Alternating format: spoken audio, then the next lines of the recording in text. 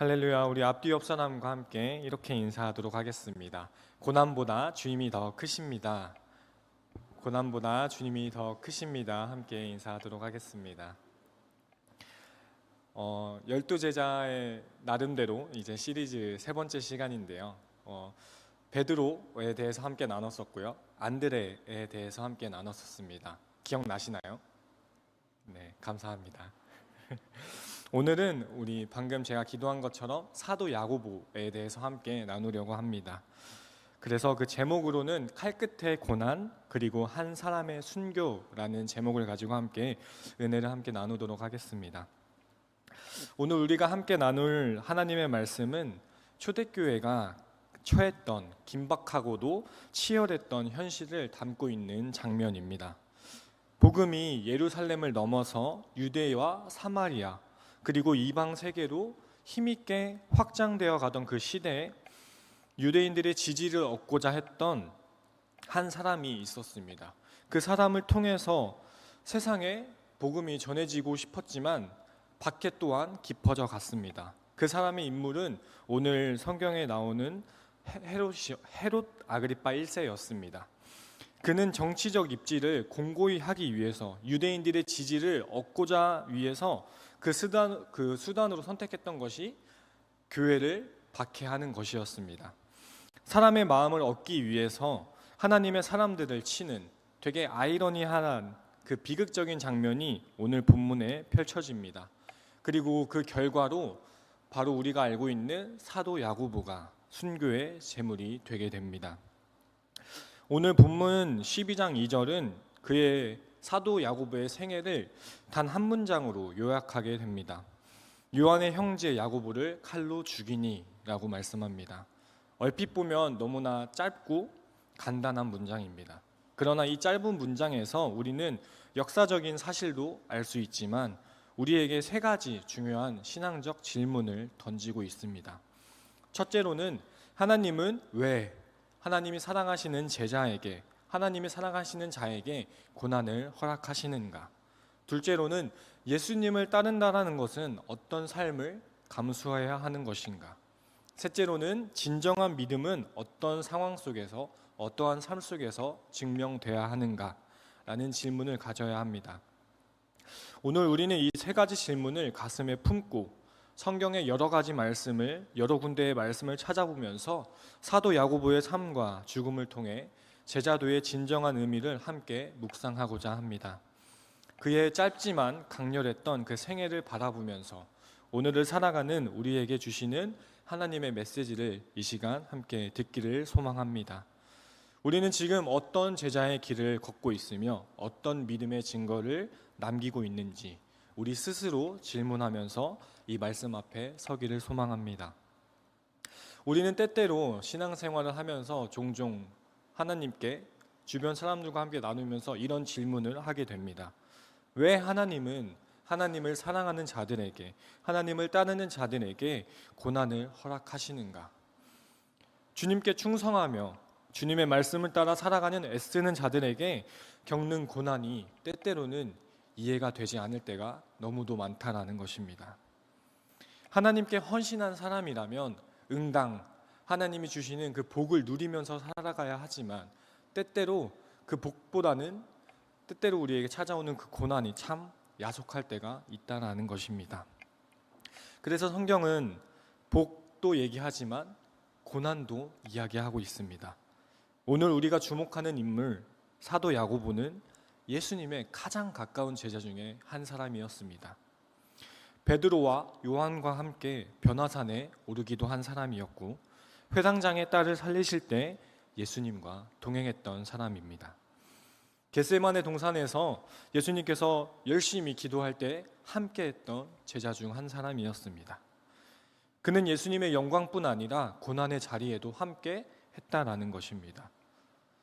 함께 충성된 제자로서 살아간 사람이었습니다.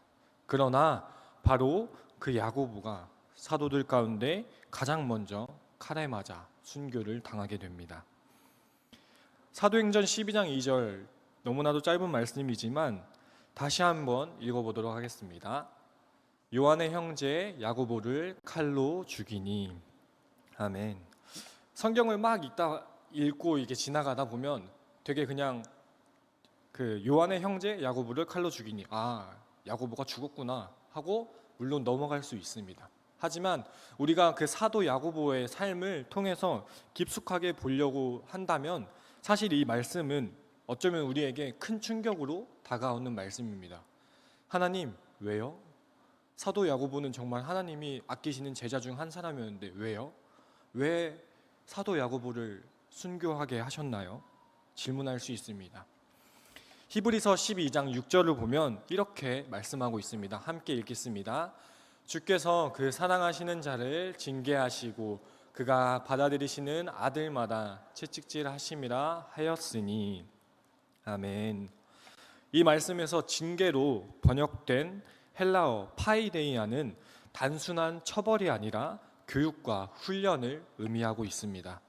즉 하나님은 사랑하는 자녀를 더욱 성숙하게 하시기 위해 때로는 고난이라는 도구를 사용하신다라는 것입니다. 우리는 하나님께 사랑받기 때문에 고난을 받을 수 있습니다. 이 고난은 형벌이 아니라 연단이고 멸망이 아니라 성숙을 위한 통로라는 것입니다. 야고보서 1장 2절에서 4절은 이렇게 말씀하고 있습니다. 함께 읽겠습니다. 내 형제들아, 너희가 여러 가지 시험을 당하거든 온전히 기쁘게 여기라. 이는 너희 믿음의 시련이 인내를 만들어내는 줄 너희가 알미라. 인내를 온전히 이루라. 이는 너희로 온전하고 구비하여 조금도 부족함이 없게 하려 함이라. 아멘. 시험은 믿음을 흔들기 위한 것이 아닙니다. 오히려 믿음을 다듬고 세우는 하나님의 공정한 공의의 도구라는 것입니다. 이 야고보서는 사실 사도 야고보가 이제 죽은 이후에 쓰여진 것으로 보여지는데 사도 야고보의 삶을 생각해 보면 이 말씀을 온전히 이루고 순교하지 않았나 싶습니다. 고난은 우리의 내면을 비추는 거울이 될 때 있습니다. 평안할 때는 감추어졌던 의심과 자기중심적인 삶, 두려움과 불신이 고난 앞에서는 고스란히 드러나게 됩니다. 그러나 그 순간에도 주님을 신뢰하고 붙드는 자는 더 견고한 믿음의 반석이 되어서 자라나게 될 줄 믿습니다. 욥도 고난의 어려움 속에 있었던 사람이었습니다. 욥이라는 인물 다들 기억하시죠? 욥기 23장 10절을 보면 이렇게 말씀합니다. 함께 읽겠습니다. 그러나 내가 가는 길을 그가 아시나니 그가 나를 단련하신 후에는 내가 순금같이 되어 나오리라. 아멘. 제가 예전에 욥을 생각했을 때 그 욥의 고난의 연속이 있지 않았습니까? 그런데 제가 생각했을 처음에는 욥의 고난이 며칠, 몇 달 이렇게 있는 줄 알았어요. 근데 공부하다 보니까 욥의 고난이 반나절, 하루도 채 안 돼서 그 모든 일들이 다 일어나는 걸 보면서 욥의 그 허망함, 인생에 대한 그 고난이 얼마나 깊었을까라는 생각을 했을 때가 있었습니다. 그런데 이 23장 10절을 보면서 참 욥이라는 인물 참 대단하다. 믿음의 그 고난 속에서도 이런 고백을 하는 게 참 대단하다라고 느꼈던 적이 있었습니다. 욥의 이 고백처럼 하나님의 고난은 우리를 무너뜨리기 위한 것이 아니라 우리 안에 있는 믿음의 그 불순물들, 그런 것들을 제거하고 순전한 믿음을 만들어내기 위함인 줄 믿습니다. 우리는 고난 앞에서 종종 하나님의 사랑을 의심할 때가 있습니다. 그러나 고난은 하나님의 침묵이 아니라 말씀 없는 무관심이 아니라 가장 깊은 사랑의 표현일 수 있습니다. 하나님은 지금도 우리를 훈련시키고 있습니다. 우리가 영적으로 자라나고 그리스도를 닮아가고 장차 받을 영광을 준비하기 위해서 말입니다. 로마서 5장 3절에서 4절은 이렇게 말씀하고 이렇게 선언하고 있습니다. 함께 읽겠습니다. 다만 이뿐 아니라 우리가 환난 중에도 즐거워하나니 이는 환난은 인내를, 인내는 연단을, 연단은 소망을 이루는 줄 알미로다. 아멘. 어떻게 소망을 향해 나아갈 수 있을까요? 방금 읽은 로마서 5장 5절에서 6절을 보면, 그리고 그 뒤에 8절까지 우리가 잘 알고 있는 말씀인데요, 보면 하나님의 사랑이 우리에게 부은 바 되셨고 우리가 아직 연약할 때, 우리가 아직 죄인 되었을 때에 예수님이 우리를 향해 죽으셨기에, 하나님이 우리를 향해 자기의 사랑을 확증하셨기에 우리가 소망을 향해 나아갈 수 있는 줄 믿습니다. 사랑하는 여러분, 하나님은 고난을 통해서 우리를 빚어 가십니다. 우리의 믿음이 더 단단해지도록, 우리의 인격이 예수님을 닮아가도록, 우리가 영광의 길을 준비하게 하시려고 때로는 눈물의 골짜기를 걷게 하신다라는 것입니다. 오히려 그것이 하나님께서 주시는 사랑의 손길임을 믿고 그 가운데서 믿음을 지키는 우리 모두가 되기를 간절히 소망합니다. 제가 그래서 말씀을 준비하면서, 그리고 제가 여기서 말씀을 선포하기 이전에 제 삶을 한번 돌아본 적이 있었습니다. 그러면서 너무나도 짧은 인생이지만 제 삶 속에서도 늘 고난의 연속이었고 늘 주님께 되돌아보면서 묻는 삶의 연속이었습니다. 물론 저뿐만이 아니라 앞에 계신 성도님들의 삶도 마찬가지일 것입니다. 그래서 제가 내린 결론은 주님이 주신 고난은 이꼴 주님이 주시는, 우리에게 주시는 훈련이구나라는 걸 깨닫게 되었습니다. 제가 여기가 이제 사역의 현장에서 한 4번째, 5번째 되는 교회인데요. 그 전에 이제 사역의 현장에 있으면서도 정말 수없이 끝없이 저한테 계속해서 고난이 밀려올 때가 있었습니다. 그래서 그 가운데 정말 혼자 막 이 성전에 나와가지고 막 눈물 쏟으면서 하나님 대체 왜요? 저한테 왜요? 이렇게 막 물으면서 나아갈 때도 있었는데요. 그렇게 나아가면서 사역의 현장 가운데서 그 고난이 찾아올 때 주님이 지나고 나니까 주님이 나에게 주시는 연단이구나, 주님이 나에게 주시는 정말 믿음의 고백을 원하시는구나 라는 걸 깨닫게 되면서 나아간 적이 있었습니다. 그러면서 이제 앞서서 말씀드린 것과 같이 사도 야고보는 예수님과 가장 가까운 제자 중 한 사람이었습니다. 중요한 순간마다 예수님과 함께한 인물이었습니다. 그런데 마가복음 10장 37절을 보면요, 이렇게 말씀하고 있습니다. 여짜오되 주의 영광 중에서 우리를 하나는 주의 우편에 하나는 주의 좌편에 앉게 하여 주옵소서라고 얘기합니다. 이들뿐만이 아니라 그 12 제자들, 그리고 그 수없는 예수님 따르겠다라고 따르는 그 제자들은 예수님을 정치적 메시아로 오해했고 그분의 나라에서 높은 자리를 차지하기를 원했습니다. 이에 대해서 예수님께서 이렇게 말씀하는 장면이 있습니다. 우리 그 뒷부분에 보면 38절 39절 함께 읽어보도록 하겠습니다. 예수께서 이르시되 너희는 너희가 구하는 것을 알지 못하는도다. 내가 마시는 잔을 너희가 마실 수 있으며 내가 받는 세례를 너희가 받을 수 있느냐. 그들이 말하되 할 수 있나이다. 예수께서 이르시되 너희는 내가 마시는 잔을 마시며 내가 받는 세례를 받으려니와. 아멘. 예수님께서 말씀하신 잔은 사실 여기서의 십자가의 길, 고난과 죽음을 의미합니다. 그분이 걸어가시는 길은 영광의 길이기 이전에 먼저 고난과 희생의 길이었다라는 것입니다. 그런데 제자들은요, 여기 보면요, 따라간다, 할 수 있다 라고 얘기합니다. 그렇게 생각하지 못했기 때문인데요. 그런데 결국 사도 야고보는 그 길을 따랐습니다. 그는 12 사도 중에 최초로 순교했던 사람이었습니다. 예수님께서 마신 잔을 야고보도 실제로 마시게 된 것입니다. 마태복음 16장 24절을 보면 예수님은 제자들에게 이렇게 말씀합니다. 함께 읽겠습니다. 이에 예수께서 제자들에게 이르시되 누구든지 나를 따라오려거든 자기를 부인하고 자기 십자가를 지고 나를 따를 것이니라. 아멘. 여기서 자기 십자가란 단순히 고생하거나 고통받는 것을 의미하는 것이 아닙니다. 자기 자신을 철저하게 부인해야 하고요, 하나님께서 내게 맡기신 사명을 따라서 희생의 길을 걸어가야 한다라는 것을 의미합니다. 예수님을 따른다라는 것, 그것은 자기 중심적인 삶에서 철저히 벗어나서 하나님을 신뢰하고 하나님의 뜻을 따르고 그 따르는 그 삶을 순종하며 나아가야 한다라는 것입니다. 때로는 세상의 시선으로 볼 때는 되게 손가락질 받는 삶일 수 있습니다. 손해보는 삶일 수 있습니다. 성공과는 거리가 멀어 보일 수도 있습니다. 그러나 그 길이야말로 하나님 나라에서 가장 가치 있는 길인 줄 믿습니다. 제가 첫 번째 사역을 시작할 때가 22살이었어요. 22살에 첫 사역을 시작하면서 못 모를 때 사역을 시작하게 되었죠.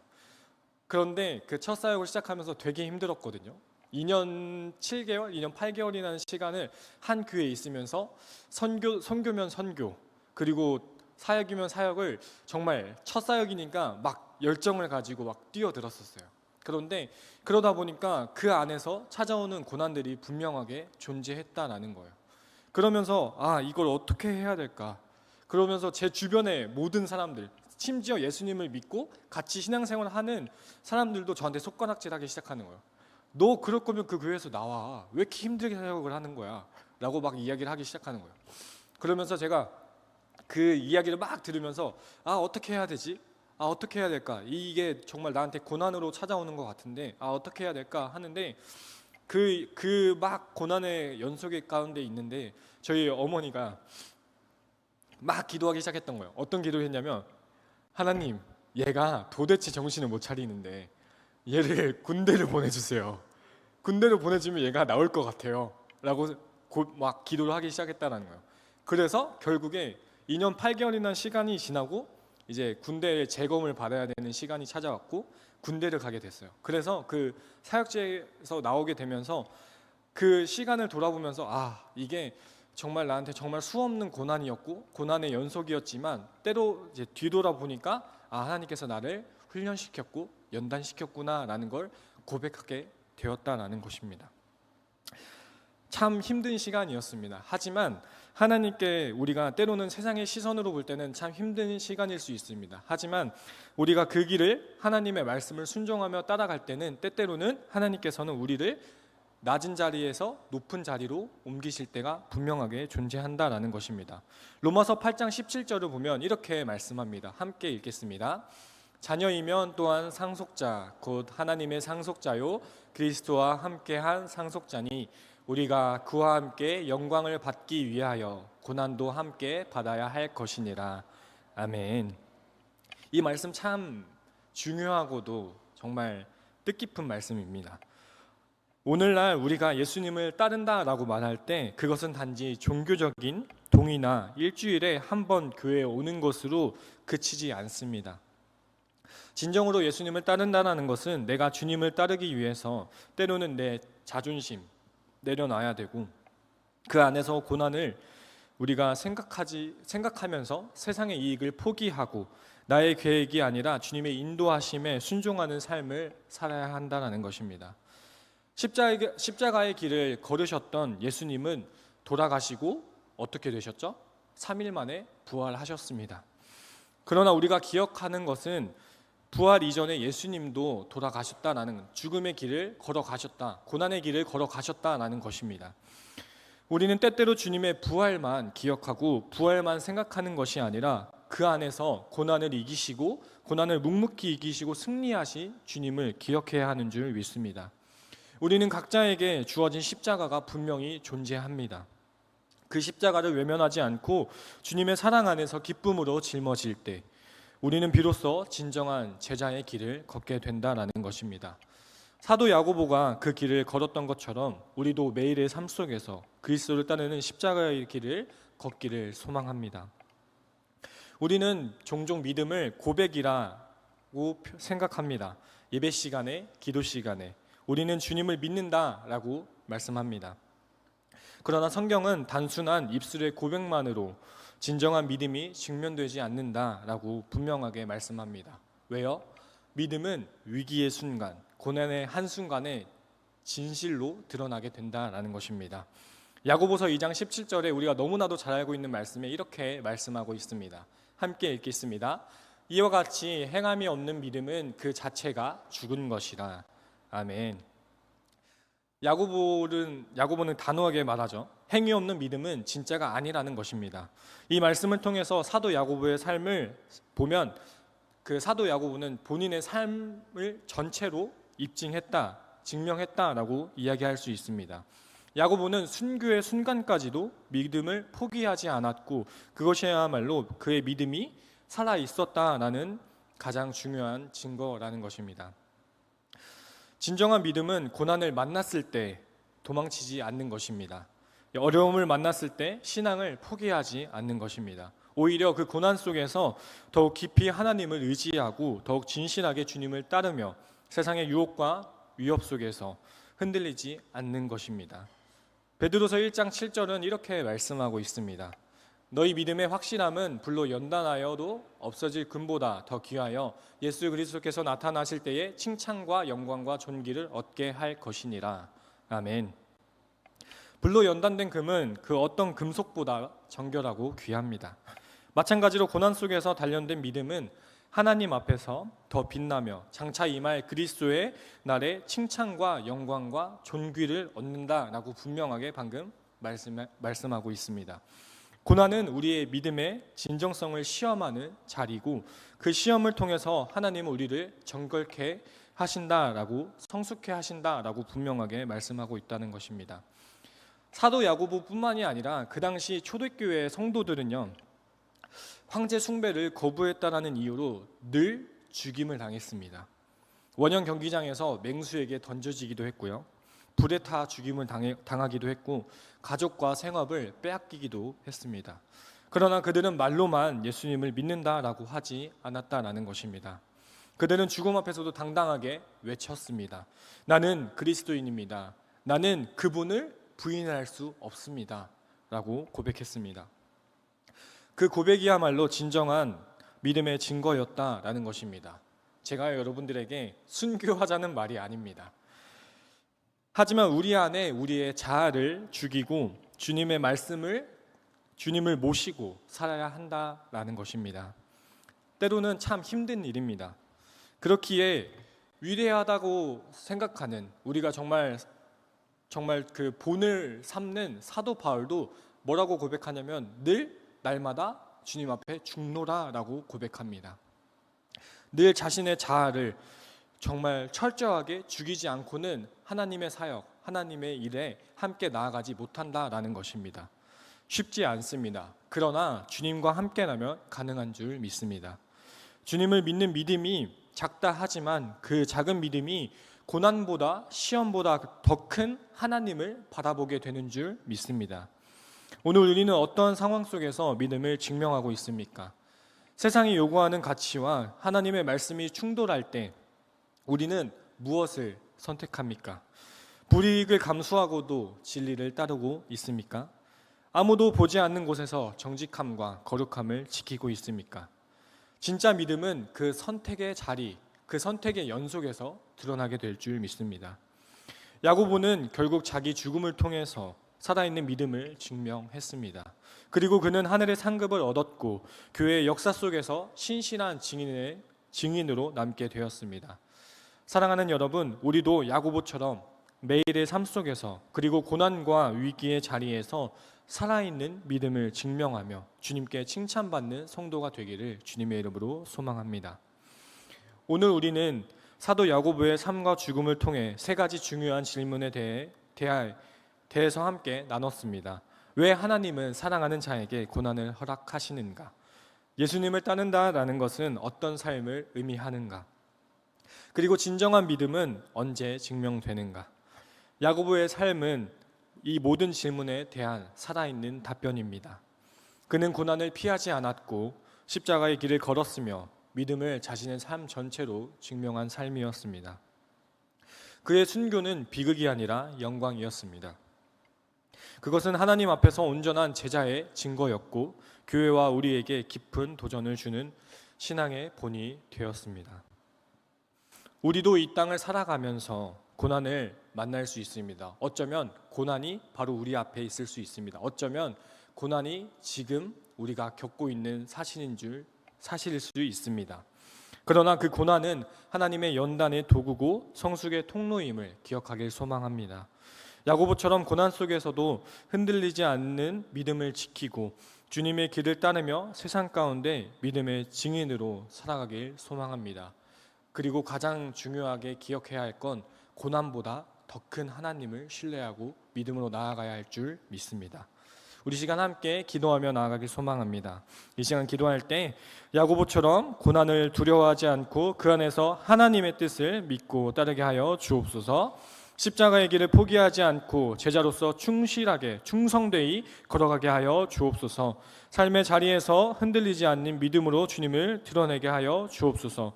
계속해서 교육부서의 캠프가 진행되고 있습니다. 조중고에 캠프가 예정되어 있는데 그 캠프를 통하여서 주님께로 더 가까이 나아가는 다음 세대들이 되게 해달라고 기도하시고, 안식월 지내고 있는 담임 목사님을 위해 평안한 쉼을 지내고 주님과 더 친밀한 기간이 되기를 기도하시고, 교회를 위해 돈총돈 시대를 위해 기도하시고, 각자 가지고 나온 기도 제목을 가지고 이 시간 주님 이름 3번 부르짖고 함께 기도하며 나아가도록 하겠습니다. 주여